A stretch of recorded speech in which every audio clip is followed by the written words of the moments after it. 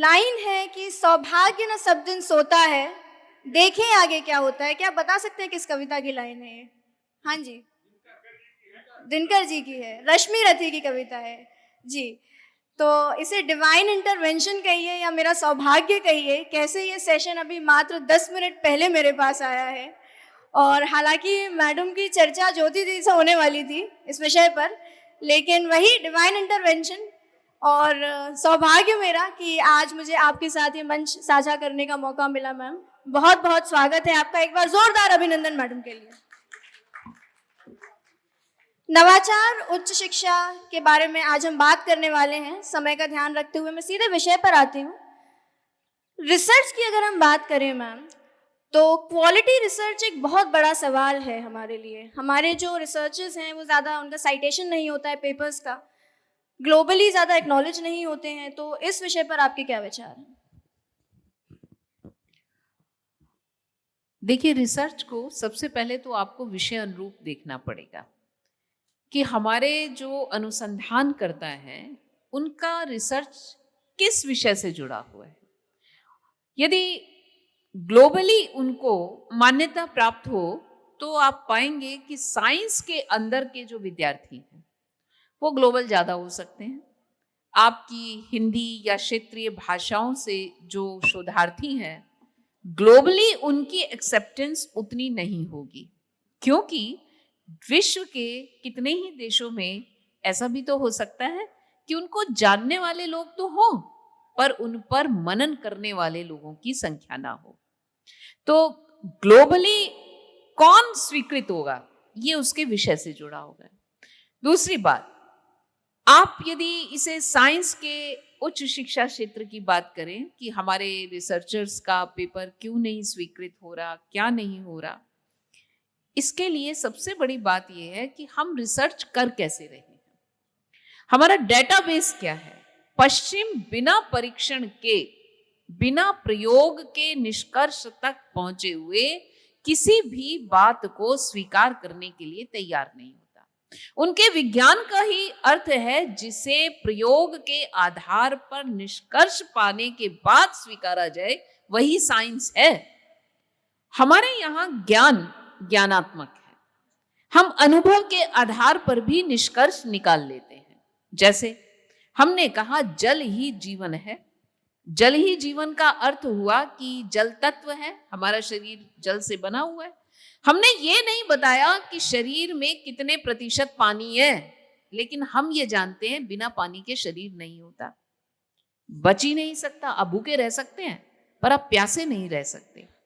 अब ये अनुभव जन्य जो हमारी बात है, पश्चिम को अगर बतानी है तो वो ये कहेगा कि शरीर में कितने प्रतिशत पानी था, कितने दिन तक किसमें कितना रहा, फिर उसके कारण उसकी मृत्यु हुई, कैसे हुई। अब जल कितने प्रकार का है, कौन सा जल पिया था, कौन सा नहीं किया था।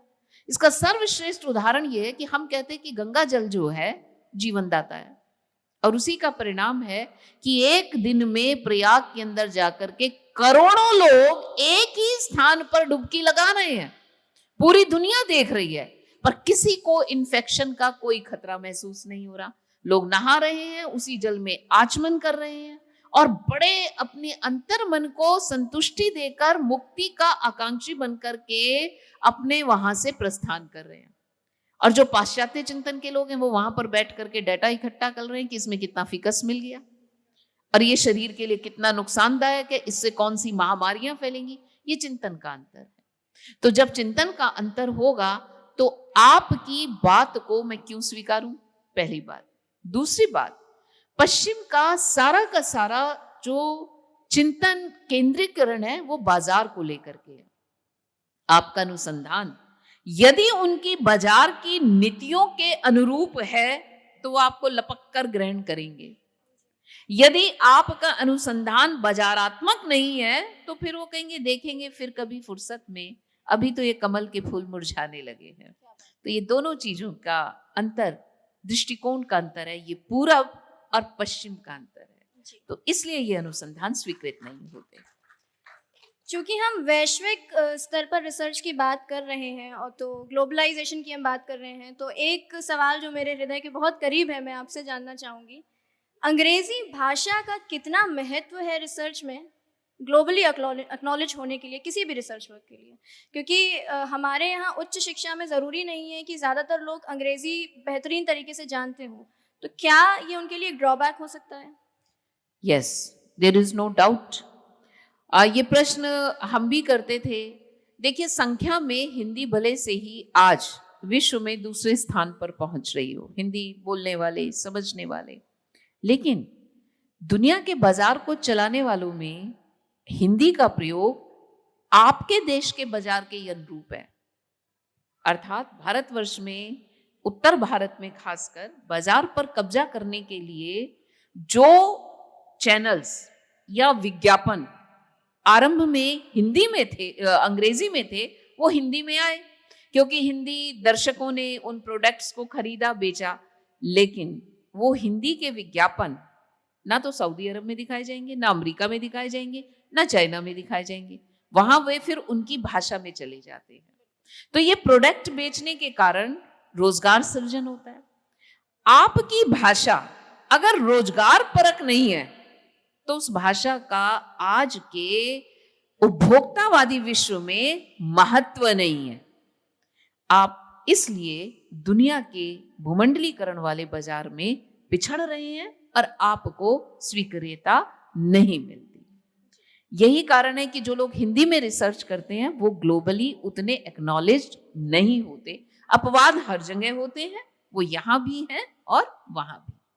जी, बिल्कुल। बहुत एक हमें जो आपने जो हमें एक पर्सपेक्टिव दिखाया वो बहुत ज़रूरी था सभी के लिए जानने के लिए, क्योंकि आज जिस नेशनलिज्म की रेस में हम दौड़ रहे हैं, बहुत अच्छी बात है, देश प्रेम होना चाहिए, बिल्कुल होना चाहिए, भाषा के प्रति हमारा प्यार होना चाहिए, लेकिन जो एक प्रैक्टिकल सत्य है वो शायद यह भी है कि अंग्रेज़ी को कहीं ना कहीं हम पीछे छोड़कर भी आगे बढ़ने के बारे में सोचें तो वो हमारे लिए एक ड्रॉबैक हो सकता है।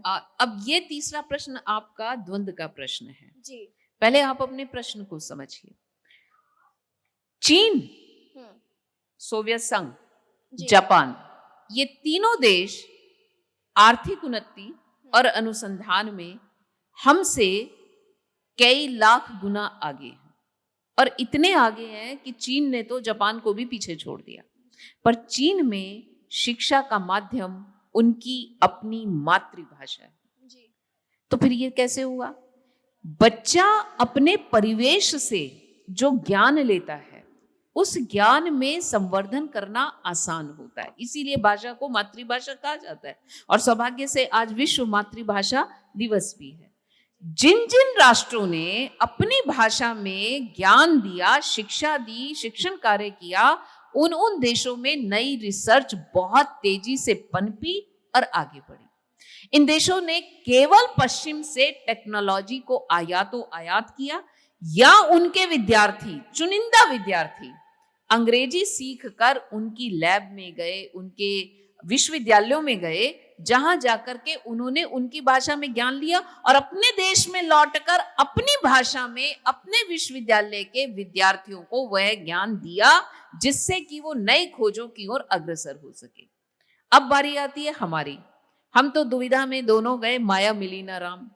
हमने अपनी शिक्षा व्यवस्था में पहली तो छोड़िए, नर्सरी से ही बच्चे पर अंग्रेजी का भार लाद दिया। जो बच्चा घर में माता पिता बोलता था वो घर से बाहर जाके A for apple, B for boy करने लगा। उसने सेब भले से गांव में आज तो मिल जाता है, पर क्या आज से 50 साल पहले बिहार के इंटीरियर वाले गांव में सेब किसी ने देखा था? जब बच्चे ने सेब देखा ही नहीं तो ए फॉर एप्पल का क्या फायदा? इसलिए व्यवहारिक ज्ञान शैक्षिक ज्ञान से अलग हो गया और वो बच्चे उस ज्ञान को आत्मसात नहीं कर पाए। दूसरी बात, हमने आज से 10 साल पहले तक जो सरकारी स्कूल थे दिल्ली में भी A for apple, B for boy छठी कक्षा से सिखाया। मैं खुद हिंदी माध्यम से पढ़ी हूं, मुझे इसमें कोई शर्म नहीं है। लेकिन कक्षा का अंत होते होते हमसे अंग्रेजी में निबंध भी लिखवाया गया। क्या ये संभव है? जो बच्चा छठी में ABCD सीख रहा है, मात्र कुछ माह में, कुछ घंटों की पढ़ाई के बाद इतना विशेषज्ञ हो जाए कि वो एक विदेशी भाषा के अंदर निबंध भी लिखने लग जाए, भले से वो 200 शब्दों का निबंध क्यों ना हो, चाहे वो गाय के ऊपर ही क्यों ना लिखना हो। ये एक लैंग्वेज बैरियर था। उससे बच्चे का मनोबल टूटता है, आत्मविश्वास टूटता है। और जिस बच्चे का आत्मविश्वास टूट जाए वो आगे कैसे बढ़ सकता है, अनुसंधान कैसे कर सकता है? यही कारण रहा कि भारत में 64% बच्चे माध्यमिक शिक्षा क्षेत्र में आने पर स्कूल की पढ़ाई छोड़कर घर बैठ जाते थे। तो जब 64% निकल गए तो उसमें कितनी प्रतिभाएं निकल गई होंगी, और जो बचे हुए हैं वो भी बेमन से पढ़ रहे हैं। तो जो शिक्षा के उच्च क्षेत्र में आए वो 2% लोग कहाँ जा पाए? उनमें से कितनों की सामर्थ्य थी 90 से पहले, जब तक एमएनसीज नहीं आई थी, कितने हिंदुस्तानी विदेशों में रिसर्च करने के लिए जाते थे? 0.2% भी नहीं। तो उन 2% से भी कम 0.2% के लिए आपने पूरे देश को अंग्रेजी में बना दिया कि ये सोच करके कि ये विदेशों में नौकरी पाएंगे, इनको ज्ञान का संवर्धन हो जाएगा और वो देश के उत्थान में योगदान देने लगेंगे। ये एक गलत तथ्य था। यदि स्लोली हमने पढ़ाया होता, और जिसे विदेश जाना है जैसे इन लोगों ने किया, उनके लिए स्पेशल कोर्स क्यों नहीं तैयार हुए? अगर मुझे विदेश जाके नौकरी नहीं करनी, मुझे शिक्षा ग्रहण नहीं करनी, तो मुझे अंग्रेजी की क्या जरूरत है? मैं अपने देश में अपने देश की भाषा भी तो सीख सकती हूँ। मेरी हिंदी संस्कृत के निकट है, राजस्थानी के निकट है, तमिल के भी हम पास चले जाएंगे। मैं केरल में जाकर के क्यों ना सीखूं? क्योंकि सभी तो संस्कृत की सहोदरा हैं। तो हमें सहोदरा भाषाओं को सीखने की आवश्यकता थी, विदेशी भाषा के शिकंजे में जाने से ज्यादा। इसीलिए राष्ट्रवाद जिसे आज आप कह रही हैं, ये जीवन का अंग होना चाहिए, नारा नहीं बनता। बिल्कुल, क्या बात, इस बात पर तालियां बनती हैं। मैं देख पा रही हूँ कि मेरे पीएचडी कोर्स वर्क के कई साथी यहाँ मौजूद हैं और अभी काफ़ी दिनों से हम एथिक्स के बारे में बहुत चर्चाएं सुन रहे हैं, रिसर्च एथिक्स और एआई और चैट जीपीटी।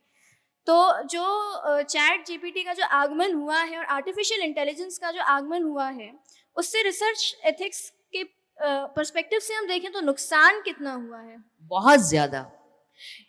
चैट जीपीटी और एआई आपकी मौलिकता को खत्म कर देंगे, आपकी चुनौती ही नहीं बचेगी। मैंने कहा यहाँ जितने लोग बैठे हुए हैं, अगर हम इनसे निबंध लिखने के लिए कोई भी विषय दें तो उस निबंध में से आप चयन कर सकते हैं किसका निबंध अच्छा है। लेकिन जब आप कंप्यूटर पे कॉपी एंड पेस्ट करेंगे तो फिर वो चुनौती खत्म हो जाती है ना। उसमें तो किसने कितनी जल्दी किया, किसको कितना बेवकूफ बनाया, कितने शब्द बदल करके अपना बनाया, आप केवल गुणा भाग में लगे रहोगे। वो निबंध के चिंतन के क्षण, मान लीजिए यही बुंदेलखंड साहित्य उत्सव के ऊपर ही बात करके निबंध लिखवाया जाए, खत्म हो जाएंगे। आप सीधा सीधा बीएलएफ के ऊपर गए, पिछले साल क्या हुआ, उससे पहले कितना हुआ, कितने दर्शक आए, कितने लोगों ने क्या कहा, आपने कट एंड पेस्ट किया और अपना लिख दिया, बीएलएफ के ऊपर आपका निबंध पूरा हो गया। लेकिन अगर आप मौलिकता की बात करेंगे तो जिसको लिखना होगा वो ये सोचेगा भारत में इस प्रकार के साहित्य उत्सव क्या पूर्व में होते थे या नहीं होते थे, उनकी शुरुआत कब से हुई, देश के कितने भागों में हुई, यदि पुस्तक नहीं था मिला तो ये परंपरा क्या थी। और सोचते सोचते अब भारत के उपनिषदीय शास्त्रार्थ परंपरा तक पहुंच जाएंगे।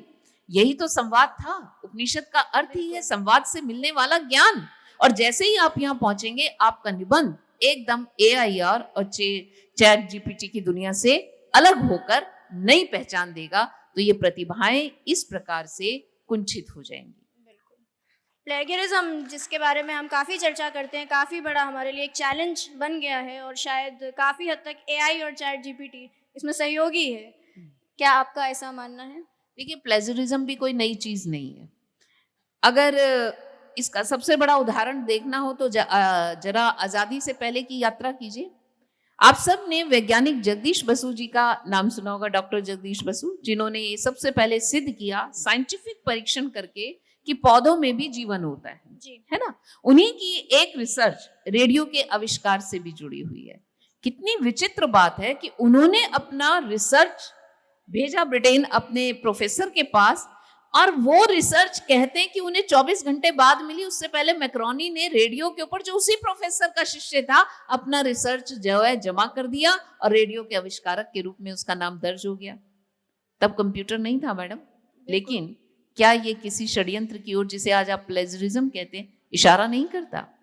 तो ये नकल भी बहुत पुरानी है। बहुत पुरानी है, बिल्कुल। तो एआई के जमाने में तो ये और भी ज्यादा बढ़ गई है। जी। केवल आपने 10 लाइन अक्षर छोड़े, 11वां अपना डाल दिया, आप प्लेजरिज्म पकड़ ही नहीं सकते, शब्द आगे पीछे शब्द आगे पीछे कर दिए। तो मौलिकता का हनन बड़ी तेजी से होगा। नवाचार की जब हम बात करते हैं, इनोवेशन की हम बात करते हैं, तो policies on paper versus infrastructure on ground, संसाधन, इस पर आपका मत और ज़मीनी हकीकत पर कुछ आपके विचार। ओजस्वी, यदि आप इसमें उस शिक्षा में नवाचार की बात करें तो थोड़ा रिसर्च से नीचे उतरिए। इसकी शुरुआत ग्रेजुएशन लेवल पर ही हो जाती है। बिल्कुल। और ये जो हमने नई शिक्षा पद्धति में 5+3+3+4 को हम लेकर के आए हैं, 5वीं तक, फिर 8वीं तक, फिर उसके बाद 3 साल और उसके बाद 4 साल पे हम आने की बात कर रहे हैं। ये कल्चर नवाचार का एक नया दृश्य भारत में लेके आया। ये कतई भारतीय दृष्टिकोण नहीं था। हमारे यहाँ गुरुकुल की ज्ञान परंपरा थी, और गुरुकुल की ज्ञान परंपरा में गुरु शिष्य को तब तक मांझता रहता था जब तक शिष्य गुरुत्व को प्राप्त नहीं कर लेता था। गुरुकुल की ये शिक्षा उसको आमूल चूल परिवर्तन देती थी। जी। और गुरु को भी कोई जल्दी नहीं होती थी आंसर लेने की, कि उसको पास करके फटाफट सर्टिफिकेट देकर के अपने शिष्य को भगा देना है। इसके लिए युधिष्ठिर की कथा सबसे ज्यादा सटीक है। गुरु द्रोणाचार्य ने सबको पाठ पढ़ाया और कहा, सदा सत्य बोलो, इसको पढ़ के आना और बताना। सारे कौरव और पांडव इस एक लाइन के पाठ को पढ़ करके आ गए। सबने पाठ अगले दिन सुना दिया, सदा सत्य बोलो। केवल युधिष्ठिर ने कहा, गुरुजी मुझे अभी पाठ याद नहीं हुआ। द्रोणाचार्य ने कहा, ठीक है बेटा, कल सुना देना। लगभग 7 दिन तक ऐसा ही हुआ और युधिष्ठिर कहते रहे कि गुरुजी मुझे पाठ याद नहीं हुआ। अब द्रोणाचार्य थोड़ा चिंतित और गुस्सा भी हुए। एक वाक्य का पाठ युधिष्ठिर तुम्हें याद नहीं हुआ? उन्होंने कहा, गुरुजी पाठ याद करना मुश्किल नहीं है, पर पाठ गुनना बहुत मुश्किल है कि सदा सत्य बोलो। मैंने पढ़ तो लिया कि सदा सत्य बोलो, लेकिन मैंने जीवन में अभी नहीं उतारा। तो जब तक सदा सत्य बोलो मेरे जीवन में नहीं उतरेगा, मैं कैसे कहूंगा कि मैंने पाठ याद कर लिया? तो ये गुरु द्रोणाचार्य ने कहा कि युधिष्ठिर, इस पाठ को मेरे बच्चे केवल तुमने पढ़ा, बाकी सब ने रटा है। तो ये रटने की और गुनने की जो परंपरा है, ये परंपरा नए नवाचार में विलुप्ति की ओर है। उसका सबसे बड़ा कारण ये है, हर विषय में हमने नए विषय दे दिए बच्चों को। आज तो इंटरडिसिप्लिनरी भी दे दिया, लेकिन गुरु को पढ़ाने के लिए 3+4, एक हफ्ते में 3 पीरियड और एक ट्यूटोरियल पीरियड है, जिसमें बच्चे अपनी जिज्ञासाओं को पूछ सकते हैं। जब आप पाठ्यक्रम में जाएंगे तो वो इतना विस्तृत है कि एनुअल मोड में भी शायद आप उसको संपन्न ना कर पाए। आपने मान लीजिए मौखिक साहित्य की परंपरा एक पेपर ले लिया, उसमें आपने अवधी, बुंदेलखंडी, हरियाणवी, आपने अवधी का सोहर गीत लगा दिया, भोजपुरी का संस्कार गीत लगा दिया, हरियाणवी का सांग लगा दिया, उत्तर प्रदेश की नौटंकी लगा दी, मैथिली का विदेशिया लगा दिया, दक्षिण का आपने कथकली, कुचिपुड़ी, ये सब विधाएं भी दे दी। आप मुझे बताइए, क्या कोई टीचर फॉर एग्जाम्पल, और उसमें भी पूरा पूरा अंश है, कोई विदेशिया तो बहुत बड़ा है उसके अंदर लगा हुआ, बच्चे कैसे करेंगे? और जब गुरु क्या समस्त भारतीय क्षेत्रीय भाषाओं का ज्ञाता है? हरियाणवी वाले को भोजपुरी नहीं आती, मैथिली नहीं आती, मैथिली वाले को हरियाणवी नहीं आती, तो क्या वो उस गीत के साथ न्याय कर पाएगा? सर्वज्ञ तो नहीं है ना, पहली बात। दूसरी बात, इंटरडिसिप्लिनरी में भी आपको एक चीज मिली कि आप हिंदी के विद्यार्थी हैं, आपका मन कि आप साइंस का विषय पढ़ें, आपके कॉलेज में साइंस है, आप केमिस्ट्री का पेपर पढ़ लेते हैं। बट जिस बच्चे ने 10वीं के बाद विज्ञान का स्पर्श नहीं किया, अब वो ले तो लेता है साइंस का विषय, क्या वो उस विषय के साथ तुरंत जुड़ पाएगा? 17-18 साल का बच्चा कैसे उस विषय के साथ स्वयं को जोड़े? और जो साइंस का टीचर है वो बाकी क्लास के बच्चों को देखे या उस एक बच्चे को देखे जिसने अपनी रुचि के अनुरूप वो विषय ले तो लिया, वो वहां न्याय 3+4 में कैसे करेगा? ये गुरु और शिष्य दोनों के लिए एक बहुत बड़ा यक्ष प्रश्न है। इस नवाचार से अब बच्चा सब्जेक्ट बदलना चाहेगा, फीस भी दे देगा, लेकिन उसके बाद वो कौन सा पेपर ले, उसका टेस्ट, उसका असाइनमेंट, उसका आईए, ये उसके दिमाग में मेंटल स्ट्रेस पैदा करता है। तो इस चक्कर में जो क्वालिटी ऑफ एजुकेशन है कहीं ना कहीं उस पर भी असर पड़ता है। तो हमें इसके लिए एक शिक्षण प्रशिक्षण कार्यशाला का भी आयोजन करना होगा। किस कॉलेज में, विश्वविद्यालय में जो प्रोफेसर्स हैं वो इन बच्चों को कैसे हैंडल करें, कैसे उनको शिक्षण कार्य से जोड़ें, जिससे उनकी विषय में रुचि समाप्त ना हो और बढ़े और वो अनुसंधान की ओर अग्रसर होकर के एनईपी के उद्देश्यों को पूरा कर सके, भारत को विश्व गुरु बनाने में योगदान दे सके। अन्यथा ये क्योस के सिवा कुछ नहीं रहेगा। बिल्कुल, मेरा अगला सवाल दरअसल इसी दिशा में आने वाला था, लेकिन आपने उसका जवाब पहले ही दे दिया। मैं आपसे जानना चाहती थी वोकेशनल ट्रेनिंग कितनी इम्पोर्टेंट है इनोवेशन के पर, उसमें अगर हम बात करें पर्सपेक्टिव में। बिल्कुल, बिना वोकेशनल ट्रेनिंग के तो हम इसमें नहीं जा सकते, लेकिन हमारे अभी भी संसाधनों की कमी है। जैसे कि मेरा तो साहित्य का विषय है और मैं मान लीजिए पटकथा लेखन मुझे सिखाना है बच्चों को, तो मैं बता सकती हूँ कि कैसे पटकथा लिखी जाती है, क्योंकि मैंने अपनी रुचि से इसको सीखा। हमारे टाइम पे तो जर्नलिज्म का विषय ही नहीं था, केवल एमए में एक पेपर था, रुचि थी तो हम लिखने पढ़ने वाले। लेकिन जो इकोनॉमिक्स के बच्चे हैं, मैथमेटिक्स के बच्चे हैं, कंप्यूटर के बच्चे हैं, उन बच्चों को तो कंप्यूटर की जरूरत है। अगर कॉमर्स में 400 विद्यार्थी है तो उसको एट ए टाइम 400 कंप्यूटर की जरूरत है। लेकिन कंप्यूटर है 40, उसमें से भी हैं आधे खल्लास, तो 20 कंप्यूटर के ऊपर 400 बच्चे कैसे करेंगे? ये सरकार के लिए भी एक यक्ष प्रश्न है, क्योंकि अभी भी हम विकसित नहीं, विकासशील हैं। अगर दिल्ली विश्वविद्यालय में ये स्थिति हो सकती है तो दूर गांव देहात के विश्वविद्यालयों में क्या स्थिति होगी? पाठ्यक्रम को अगर प्रैक्टिकली पढ़ाना है तो हमें उसके उपकरण भी लाने होंगे। आप स्नेह फोटोग्राफी बिना कैमरे की मदद से बच्चों को नहीं पढ़ा सकते। फिल्म बनाने की प्रक्रिया आप बोलकर नहीं सिखा सकते। मैं मास कम्युनिकेशन की सब कमेटी में रही हूं। अब ये माइक जो आपके हाथ में, हम परिचर्चा एक विषय था, बच्चों को परिचर्चा सिखाने के लिए हमारे पास माइक ही नहीं था। क्योंकि काम किया था तो मैं बच्चों को कहती थी hold your pain in your hand और सोचिए ये माइक है, अब आप इसमें प्रश्न पूछिए, प्रश्न से बात कीजिए। लेकिन शांति निकेतन की परंपरा ग्लोबल वर्ल्ड में बहुत आगे तक नहीं जा सकती, क्योंकि गांव देहात का बच्चा जब दिल्ली में आके नौकरी ढूंढेगा ना तो उसको इस कंप्यूटर का, इस माइक का, इसकी एडिटिंग करने वाले लैपटॉप के साथ दोस्ती होना बेहद जरूरी है, वरना वो रोजगार नहीं पा सकता। और भूखे पेट भजन ना होई गोपाला, ये कहावत चरितार्थ होती है कि भूखा आदमी आगे कैसे बढ़ेगा। थोड़ा सा यदि हम लोग पर्यावरण की तरफ करें तो हम देखते हैं कई बार कि इनोवेशन डेवलपमेंट के साथ पर्यावरण का एक विरोधाभास हमें देखने को कई बार मिलता है। तो क्या मुमकिन है इस तरीके से फिर हम कल्पना करें एक काफ़ी डेवलप्ड एक स्टेट की, लेकिन हर बार जब किसी एक डेवलपमेंट प्रोजेक्ट की हम बात करते हैं तो उसके साथ एक कंट्रोवर्सी जुड़ जाती है पर्यावरण को लेके, तो इसमें कैसे तालमेल बनाया जाए? ये बहुत गंभीर बात है।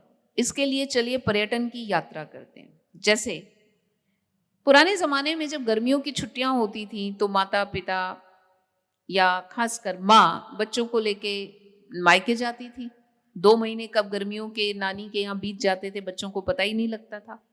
लेकिन आज मायका बहुत पीछे छूट रहा है। अगर गए भी तो 1 या 2 दिन, क्योंकि अब पति पत्नी दोनों को ही काम करना पड़ता है और काम करने के बिना बड़े शहरों में गुजारा होना मुश्किल हो रहा है, क्योंकि महंगाई बहुत ज्यादा है। कामकाज से थके हुए लोग अब विश्रांति चाहते हैं। वो चाहते हैं कि 2-4 दिन सब कुछ भूल भाल के किसी एक नई दुनिया में जाया जाए, इसलिए वो पर्यटन का सहारा लेते हैं। और वीकेंड आते हैं, दिल्ली जैसे शहर में ऐसा लगता है लोग गाड़ियां लेकर के मसूरी भाग गए, देहरादून भाग गए, मनाली की तरफ निकल गए, जिसके जाम के किस्से आपको आते हैं। अब लोग जा रहे हैं, पर हिमालय दुनिया का सबसे नया पर्वत है। ये जो वाहनों का आवागमन है, इसने इसको इतना फ्रेजाइल कर दिया कि इधर सड़क बनती नहीं है, उधर भूस्खलन हो जाता है। मैं 2 साल हिमालय में रही हूँ। हमने इस पर रिसर्च की, बात की, क्योंकि मैं वंदना शिवा के साथ भी मैंने काम किया है और टीएसडीसी को भी मैंने बहुत निकट से देखा। बारिश होते ही मिट्टी गीली होती है। अगर छोटा सा भी पत्थर निकलता है तो उस पर टिका हुआ बड़ा पत्थर हिल करके 2-4 दिन में नीचे आ जाता है। जी। पुराने जमाने में एक तो जनसंख्या कम थी और लोग हिमालय में तपस्या करने जाते थे, नंगे पांव भी जाते थे, और जो जाते थे ये सोच के जाते थे कि वापस नहीं आना, उन्हें 2 दिन में आकर के काम पे जाने की जल्दी नहीं होती थी। इसलिए वे लोग मौन यात्रा करते थे। आप अपने शास्त्रों को पढ़िए, जप भी करना है तो किस प्रकार करना है, मन ही मन करना है, क्योंकि ध्वनि प्रदूषण भी उस मिट्टी को फ्रिजाइल बनाता है। पूरा का पूरा पांडवों की यात्रा का आप इतिहास पढ़िए, द्रौपदी जो गई, क्यों गई, कैसे गई, उसमें इस पर्यावरण चिंतन पे भी विचार मिलता है। पर हमने क्या किया, हमने सड़कें पक्की बनाने के लिए, चौड़ी बनाने के लिए अंधाधुंध पेड़ों को काटा, और पेड़ कट गए तो फिर भूस्खलन और होगा। हर बार रास्ते बंद हो जाते हैं, भूस्खलन हो जाता है, इसी के कारण हम पर्यावरण के साथ नहीं। अब जब वो पेड़ गिर रहे हैं तो आपकी ऑक्सीजन की मात्रा कम हो रही है, पेड़ के कटने से आपका जलवायु तंत्र बिगड़ रहा है, बादलों को टकराकर बरसने के लिए जंगल नहीं मिल रहे, जब वो जंगल नहीं मिल रहे तो वो सीधा मैदानी इलाकों में आते हैं, या एक जगह पर बादल फटने की घटनाएं बना करके तबाही लेकर के आते हैं। तो ये विकास और विनाश इसलिए जुड़ गया कि हमने पर्यावरण का अलग अलग क्षेत्रों में अलग अलग तरीके से अध्ययन नहीं किया। पहले पहाड़ों के ऊपर सीढ़ी नुमा खेत बनते थे और हर खेत की मेड़ पर वो घास, वो पौधे लगाए जाते थे जिनसे मिट्टी बहकर नीचे नहीं आती थी। आज आपने पहाड़ को भी मैदान बना करके जोतना आरंभ कर दिया। हाथ की कटाई की जगह आप मशीनें ले जा रहे हैं, डीजल लेकर के जा रहे हैं, तो आज आपके कपड़े उत्तरकाशी में भी काले हो जाते हैं, दिल्ली में तो आसमान ही नहीं दिखाई देता।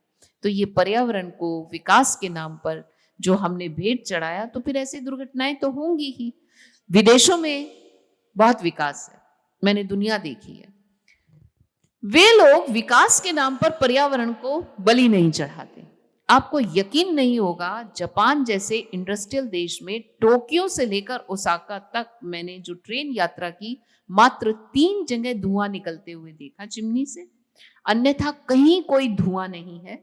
आसमान एकदम नीला है, शहर हो या गांव, छोटी छोटी जलधाराएं भी क्रिस्टल क्लियर हैं, जिनके किनारे मल्टी लेवलिंग कारखाने खड़े हुए हैं, और उन कारखानों को आप टिकट लगा के विजिट कर सकते हैं कि मुझे इस इंडस्ट्री को विजिट करना है। आप जाइए, रिसेप्शन के ऊपर टिकट कटाइए, विजिटिंग आवर्स के अंदर आप कोई भी फैक्ट्री, कोई भी दर्शक जाके कर सकता है। वो इतने साफ कैसे हैं? क्योंकि वो जिस वस्तु का निर्माण कर रहे हैं उसकी गंदगी को साफ करने वाला प्लांट कंपल्सरी करते हैं। उनका इंडस्ट्रियल वेस्ट नदी में नहीं जा सकता, इसलिए इस्तांबुल में भी समुद्र साफ है, जापान में भी साफ है, रशिया में भी साफ है। केवल ये विकासशील होने के नाम पर पर्यावरण से खिलवाड़ हमारे यहाँ होता है। मैडम, मैं देख पा रही हूँ हमारे साथी कुछ बहुत उत्साहित है, माइक भी रखा हुआ है टेबल पर, तो मैं कुछ सवाल आमंत्रित करना चाहूंगी वहां से। जी, मेरा नाम हिमांशु है। एक विषय लगातार हमारे बीच में आ रहा है, पश्चिम और संस्कृति, और उनसे सीखने का विषय हमारे बीच में लगातार आ रहा है। अब कहीं ना कहीं अगर हम देखें तो हमारे बीच में एक बैरियर है। वो बैरियर क्या है कि हम जानते हैं कि हमारी संस्कृति, हमारा चिंतन उस समय से है, हम विश्व को राह दिखाने वाले हैं। तो एक बैरियर है हमारे बीच में। पश्चिम यहां आता है, हमारे वेदों पे चिंतन करता है, और उस चिंतन के माध्यम से वो इतना सक्षम होता है कि जाता है और इन सारी चीजों को लागू करता है। फिर हम उस चिंतन पे चिंतन करते हैं और तब फिर हम उसको धीमे धीमे उसका आत्म साक्षात्कार करके उन चीजों को अपने यहां लागू धीमे धीमे कर रहे हैं। तो कहीं ना कहीं उस बैरियर को हमको तोड़ना चाहिए, और उनके चिंतन की जगह अगर हम अपने चिंतन पे चिंतन करें तो हमको लगता है कि हम उनसे, क्योंकि हमारा चिंतन 10,000 साल पुराना है, उनका चिंतन 1,000 साल, ऐसा हम मानते हैं, और हमारे चिंतन पर ही उनका चिंतन है। तो हम उस बैरियर को कैसे खत्म कर सकते हैं नई शिक्षा नीति में, कि हम डायरेक्ट वहां से कनेक्ट करें जहां से हमने, हमारे वो जो विद्वान लोग थे उन लोगों ने छोड़ा था। बहुत सुंदर हिमांशु, आपने अपने प्रश्न में आधा तो उत्तर दे दिया, आधा मैं दे देती हूँ। बिल्कुल। जो ये बैरियर है ये इसलिए है, पश्चिम ने अपनी शिक्षा पद्धति और अपनी शिक्षण प्रक्रिया अपने लिए बनाई, उन्होंने अपनी संस्कृति के अनुरूप बनाई। हमने अपनी शिक्षा पद्धति को छोड़कर पाश्चात्य शिक्षा पद्धति को अपना लिया। और इसको एक लोक कहावत में कहूं तो वो ये है कि कौवा चला हंस की चाल, अपनी चाल गंवा बैठा। तो ये जो चिंतन का एक अंतर है, हमें क्या करना था? देखिए, जब ब्रिटिशर्स हमारे देश में आए, उन्होंने सर्वे किया और उन्होंने पाया कि इस देश में कोई भी अशिक्षित नहीं है, महिलाएं तक साक्षर थीं। ये आपको ब्रिटिश गजेटियर के अंदर आंकड़े मिलते हैं। और उन्होंने अपने स्वार्थ के लिए एक शिक्षित देश को अनपढ़ देश घोषित कर दिया। जिस कुंभ में आप स्नान करके आ रहे हैं, ये तो वैदिक कालीन परंपरा है। हम तब भी जानते थे कि सूर्य जब गुरु राशि में आएगा, अलाइनमेंट होगा, तो 12 साल के बाद महाकुंभ इस स्थल पर लगेगा। और 1000 साल पहले फेंगयान बोलता है कि अजीब देश है, एक कम कपड़े पहना हुआ आदमी कागज का पत्रा निकाल के घोषित करता है कि इस दिन ग्रहण लगेगा, इस दिन कुंभ लगेगा, और लाखों लोग उसकी बात मान करके चल पड़ते हैं। ये अनुभव था ना ज्ञान परंपरा का। आज जो ज्ञान परंपरा है वो भारत बोध के अंदर दोबारा लाने का बहुत सुंदर प्रयास एनईपी में किया जा रहा है, लेकिन ये एक तरीके का चूचू का मुरब्बा हो गया है। एक और हम पश्चिम की ओर बढ़कर के पश्चिम की तरह से औद्योगिक क्रांति करना चाहते हैं, दूसरी ओर हम भारतीय संस्कृति के अनुरूप अपनी ज्ञान परंपरा से भी जुड़ना चाहते हैं। एक और हम बच्चे को पढ़ा रहे हैं सादा जीवन उच्च विचार, या साईं इतना दीजिए जामे कुटुंब समाए, मैं भी भूखो ना रहूं साधु ना भूखो जाए। दूसरी ओर हम एडवर्टाइजमेंट पढ़ा रहे हैं जिसके माध्यम से प्रोडक्शन कैसे बढ़ाया जाए, इसके ऊपर ज्ञान दिया जा रहा है। और जब आप प्रोडक्शन पढ़ाने के लिए एग्जाम्पल रखते हैं रिन का कि उसकी कमीज मेरी कमीज से सफेद क्यों, रिन बार की चमक, तो ये चमक लाने के लिए फिर साईं इतना दीजिए तो बात पीछे छूट जाता है ना। पहले तो आप तय कर लीजिए कि आपको जाना कहाँ है। तो जब आप तय कर लेंगे, उद्देश्य स्पष्ट हो जाता है, तो फिर उसके बाद दिक्कत नहीं होती। हमें केवल ये करना है कि जिस पैदावार से हमारी आबादी को भरपेट भोजन नहीं मिल रहा था, हम पश्चिम के उस ज्ञान से पैदावार को बढ़ाएं और अपनी जनता को बताएं कि अन्न का अपमान नहीं होना चाहिए। हम ये नहीं सिखाते कि शादियों में प्लेट भर के ठूस ठूस कर खाना लेना पाप है। आप केवल उतना लीजिए जितना आपके पेट की आवश्यकता है। मुफ्त का चंदन घिस मेरे नंदन नहीं होना चाहिए। ये ज्ञान जापान देता है। अगर कोई बच्चा प्राइमरी क्लास में अपना प्लेट में भोजन छोड़ के डस्टबिन में डालता है, तो टीचर और प्रिंसिपल दोनों प्यार से समझाते हैं कि ऐसा नहीं होना चाहिए। Then they show the video कि तुम्हारा खाना अगर नहीं फिकता तो किसी भूखे के पेट में जाता।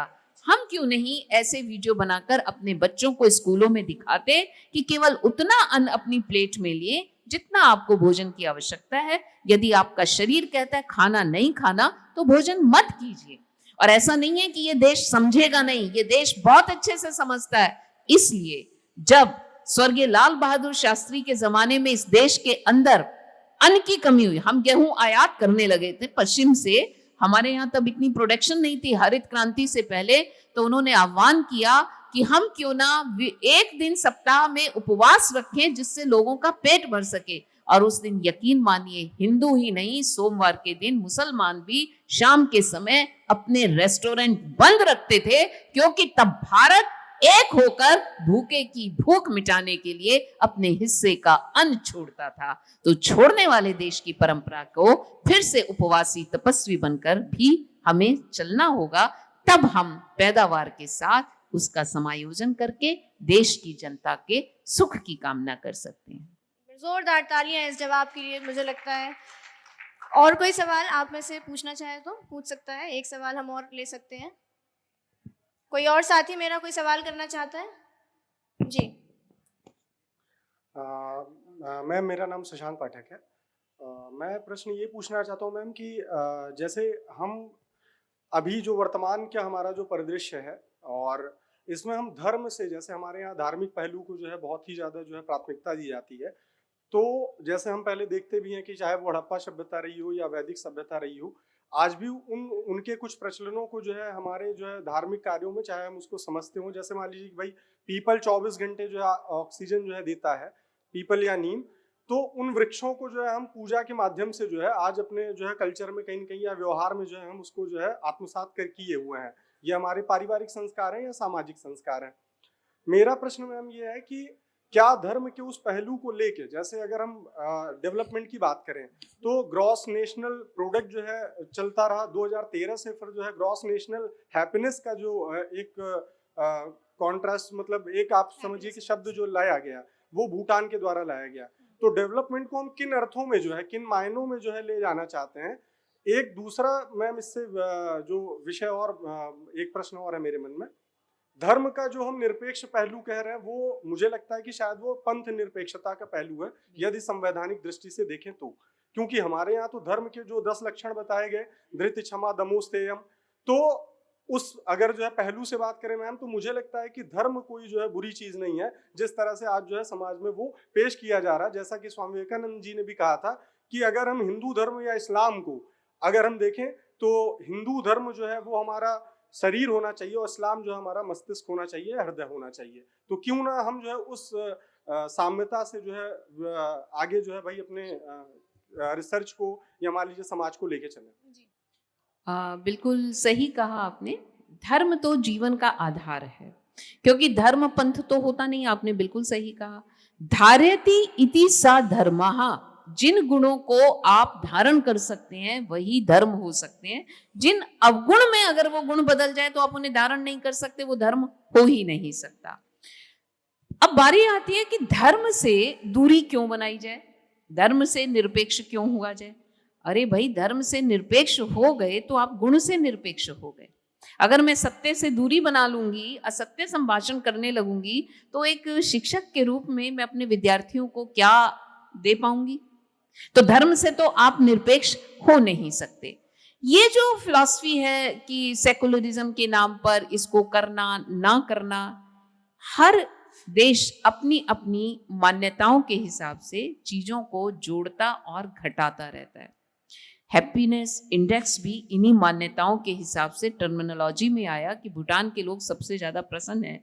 लेकिन अगर आप शोधार्थी हैं तो एक जमाने में साप्ताहिक हिंदुस्तान और धर्म युग ने सबसे पहले सिद्ध किया था, 90 से पहले दुनिया के अंदर सबसे ज्यादा सुखी भारतीयों को माना जाता था। गरीब से गरीब आदमी भी यहाँ संतुष्टि का जीवन जीता था, क्योंकि तब हमारी संतुष्टि घर में कितने टीवी हैं, कितने फ्रिज हैं, कार है, टेलीफोन है, इस अमेरिकन मापदंड से नहीं जांची जाती थी।